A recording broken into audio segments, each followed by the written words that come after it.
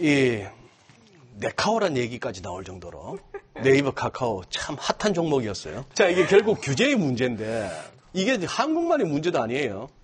지금 미국도 빅테크 기업들에 대해서 이런저런 규제가 막 나오고 있습니다. 어떻게 보세요, 민 부장님? 네, 이게 코로나 팬데믹 이후에 이제 양극화가 너무 심해져서 그 부분이 네. 지금 이슈가 많이 되고 있는 거고, 미국도 마찬가지 분위기입니다.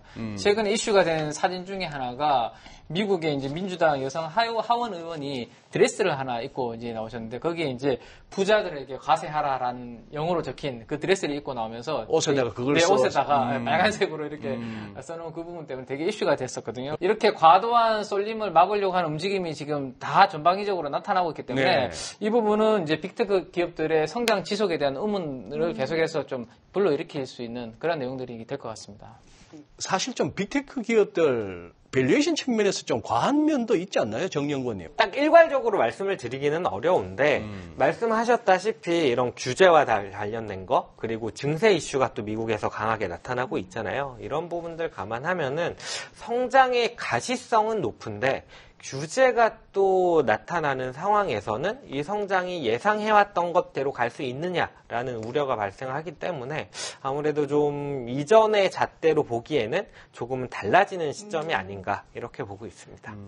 우선 수급 측면에서는 외국인하고 기관이 너무 많이 팔아요. 외국인들 카카오만 하더라도 1조가 넘었는데 매도가. 네. 이거 뭐 어떻게 보세요, 외국인들의 속내를? 제가 개인적으로 주식시장에서 이제 가장 크게 이제 교훈으로 생각하는 게 이 정부 정책에 맞서지 말라라는 거거든요. 근데 기관 투자자들 입장에서도 이렇게 이제 규제가 심해지고 간섭이 들어오기 시작하는데 불확실성이 있는데 굳이 예전의 비중을 그대로 들고 갈 이유가 없는 거죠. 규제에 대한 부분이 그리고 아직 확정된 게 아니에요. 그러다 보니까 여기서 뭐 더 추가적인 규제가 나올 수도 있는 거고, 그러다 보니까 당연히 많이 오른 상황에서는 비중을 줄이고 가는 게 맞지 않나 이렇게 좀 보고 있습니다. 규제가 확정된 건 아닌데 한 가지씩 지금 나오고 있거든요. 한 가지 나온 게 맞습니다. 금소법이에요. 금융소비자법으로 인해서 25일 토요일부터 이제 금융 서비스를 중단하게 됐습니다. 네이버와 카카오가. 이전에는 네이버와 카카오 플랫폼 내에서 그런 금융 상품들을 고르고 바로 계약이 가능했는데 이거 너네 중개 행위야 라고 지정이 되면서 이제는 금융 상품을 볼 수는 있는데 클릭을 하게 되면 판매업자 홈페이지로 이동을 하게 된다고 합니다. 그래서 아무래도 투심에는 조금 더, 특히나 카카오페이나 이런 쪽에서는 조금 더 힘들어질 수 있는 뉴스가 아닌가라는 생각이 듭니다. 그 규제가 그 정부에서 그러면 그런 규제를 내게 된 배경은 뭐라고 보세요? 내년도 우리가 이제 대선이라는 큰 선거가 있잖아요.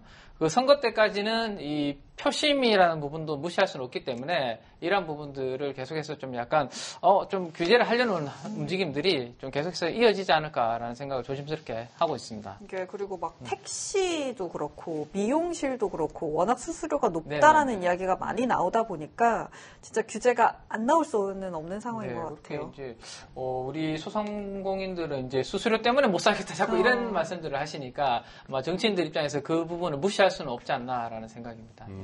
뭐 하기야 우리 시청자 여러분께서 다 짐작하실 만한 내용을 갖다가 그냥 공개적으로 언급하셨을 뿐인데 이게 시기적으로 아니 그러면 이게 단기에 끝날 이슈가 아니란 얘기예요. 상생안 내고 나서도 모건 스탠리는 비중 축소, 그 와중에 또 JP 모건은 또 비중 확대라. 둘 다 모건인데 JP 모건에서 새끼친 게 모건 스탠리라 볼 수 있는데 저는 이럴 때마다 느끼는 게 네. 얘들 진짜 거래 많이 터뜨리려고 하는구나. 모건 스탠리 팔아라 그러고 여기서 JP 모건은 사라 그러고. 빨리 정리를 하는 게 지금이라도 맞는 걸까요? 사실 들고 계신 분들도 많이 계실 거거든요. 결론만 말씀을 드리면 저는 지금이라도 줄이는 게 맞지 않나 이렇게 좀 보고 있고요. 제가 뭐 정성적인 내용들, 성장 가시성, 뭐 산업적인 구조 이런 것들을 말씀을 드릴 수 있는 건 아닌데 과거 사례를 보면은 PSR이라는 지표로 봤을 때 예전에 한미약품이나 아모레퍼시픽이나 PSR이 8배가 넘어가는 순간부터는 주가가 약간은 PSR. 부진한 모습을 매출 보여왔어요. 대비 가격. 맞습니다. 매출액 대비 시가총액이라고 예. 보시면 될 것 같은데 그 레벨을 넘어가는 순간부터는 약간 주가 측면에서도 부진한 모습을 보였어요. 그리고 특히나 임팩트 있는 것들은 어떤 거냐면은 그때 당시에 그 주가 고점을 회복하지 못하는 경우가 많이 있었다라는 점 때문에 저는 주가가 빠졌다고 지금 접근하기에는 여전히 좀 리스크 요인들이 많지 않나 이렇게 보고 있습니다. 어쨌든 저도 이제 아직은 정부 정책에 맞설 상황은 아닌 것 같고요. 지금 현재 시점에서. 그래서 특히나 제가 카카오 같은 경우를 보면 카카오가 이제 자회사들이 엄청 많이 있지 네. 않습니까? 네네네. 근데 우리가 카카오라는 브랜드를 이제 전 국민이 거의 많이 다 쓰죠? 사용하고 메신저 때문에. 네. 그래서 이게 혁신이라고 크게 느껴지지 않는 것까지도 약간의 카카오라는 브랜드를 입혀서 상장을 시켜서 이렇게 많이 이제 좀 자회사를 상장시키면서 몸값을 좀 키우려고 하는 그런 부분들도 저는 이제 이번에 약간 제동이 좀 걸리는 부분이 있는 것 같거든요. 사실 카카오에 대해서는 이렇게 말씀하시는 분들이 많은데 네이버는 오히려 골목 상권 이슈에서는 좀 멀어져 있지 않나. 오히려 해외 사업을 많이 하고 있기 때문에 그래서 네이버는 좀 더 긍정적으로 봐도 되지 않을까라는 의견도 있었거든요. 두 분은 어떻게 보고 계신지 궁금하네요.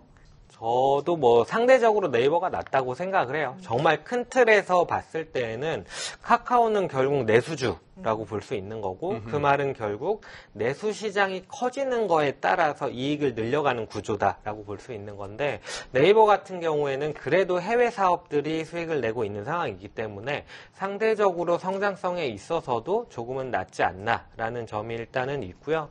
밸류 단에서도 그렇고 말씀하셨다시피 자회사들을 상장시키면서 주가를 올려갔던 부분들이 있는데 네이버는 상대적으로 그런 부분들도 덜했다는 측면 그리고 사업적으로 확장성에 있어서도 공격적으로 확장해 나가는 부분에 있어서도 네이버는 상대적으로 덜했다. 이런 부분들 감안하면은 그래도 카카오보다는 네이버가 낫지 않겠냐. 이 점에 동의합니다.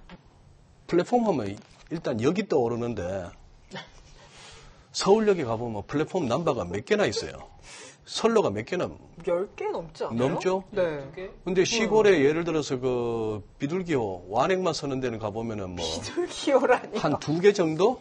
무궁화호도 없어진 걸로 알고 있어요. 네, 비둘기호도 없고 지금 무궁화호도 다 죄송합니다. 없습니다.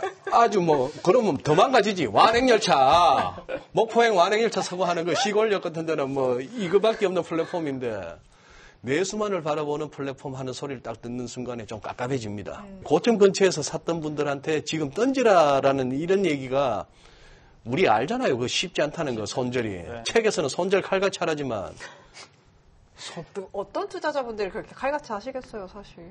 답 없다 소리만 하지 말고 우리 답을 한번 찾아봅시다. 이게 그래도 잘 나가던 두 종목이었는데 그러다 한 번쯤 사볼까 하는 마음을 언제쯤 가질까요? 예를 들어 뭐 가격대가 됐건 어떤 뭐 모멘텀이 됐건 이럴 때 정도면 한번 여기도 다시 한번 쳐다보자 싶은 거. 국감 끝나고? 정영권님? 10월이 지나고?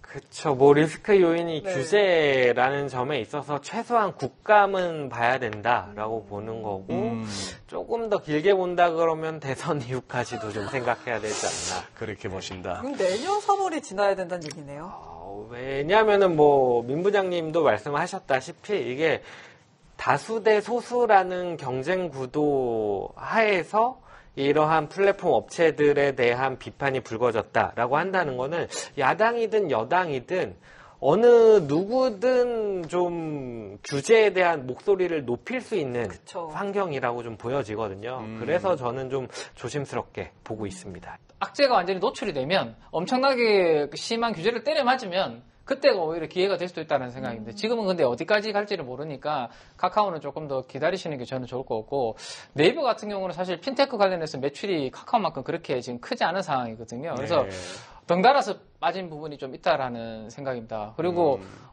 네이버 같은 경우는 이제 뭐 메타버스라는 이제 자회사 제페토를 통해서 그런 부분들을 확장하는 부분, 라인을 통해서 글로벌도 확장하는 부분도 있기 때문에 좀 이 부분이 조금 잠잠해지면 네이버 먼저 저는 튀어오를 것 같아요. 주가는. 예, 카카오보다는 저도 개인적으로 네이버를 그래서 우선순위로 지금 모니터링을 하고 있는 상황이기 때문에 좀 분위기 보시다가 뭐 좀 잠잠해진다 그러면 네이버부터 먼저 한번 공략을 해보시는 것을 권고를 드리고요. 또 하나 이제 아바라는 그룹 아시죠? 스웨덴 출신의 아바. 아바. 댄싱 퀸 아시죠? 우리. 거의 소연님. 그게 뭐 비둘기 호급이요. 아바 아는 분 잘 없을 거예요. 아, 그래요? 저도 그런가요?